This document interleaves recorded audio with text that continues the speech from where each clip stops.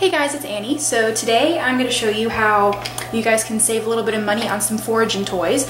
Now if you've had a bird for a while and you've bought a lot of toys for them, you know that the toys that are meant to be torn up ironically seem to be the ones that are the most expensive.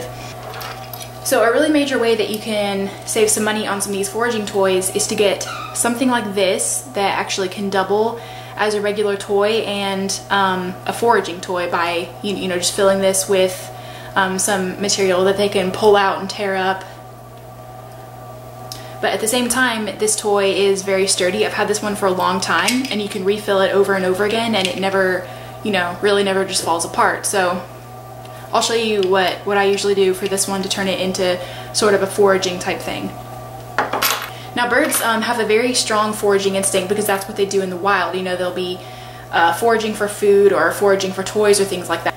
Okay, so here I have some sisal rope, and what I did is I just cut it into little pieces like this, and then I sort of untwisted them, just like that. So I have these little twigs that I'm gonna sort of stuff into here that they can pull out and use for foraging, and that'll kind of satisfy their foraging instincts when I fill this up with it.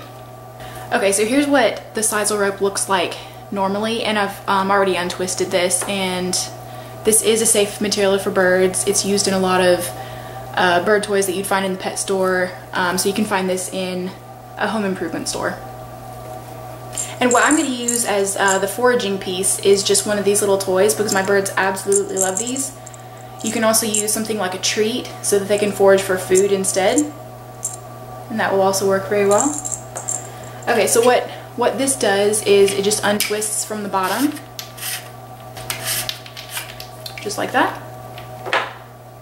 And now I'm going to fill this about halfway with these pieces of sisal rope and just stuff it in there.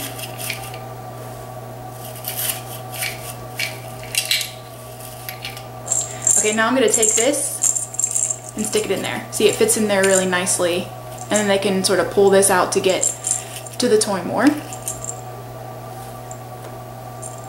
then just fill it the rest of the way with the sisal rope or other foraging material. You can use strips of paper or something like that. Just make sure, just do a little bit of research and make sure that it's a material that's safe for your bird. So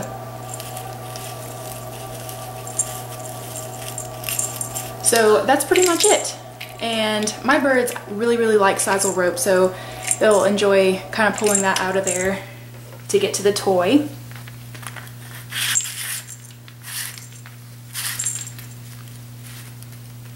Put this back on. Okay, now this toy itself I think costed me about $9 when I first got it, but the reason that it'll save you so much money in the end is that you can keep on refilling it, and this is something that they can't tear up, so all you have to do is refill it and you don't have to spend $8 or $9 every single time you want to buy them a toy that they tear up. So I found it really useful, and it's a very sturdy toy, and even the stuff on the bottom hasn't really gotten torn up or anything. So, and then it just hooks on the cage like that, and that's what you have. Hey cuties. Oh, there's Milo up there. They're kind of having a lazy day today, probably because it's cloudy outside. One thing I've noticed about them is they're not as active on cloudy or rainy days, and then on sunny days they're really active and excited and around and playing and stuff. Okay, so anyway, what I'm going to do with this one is I'm actually going to put it up here on top of this little play area on top of their cage, so when they come out of their cage they can play with it here.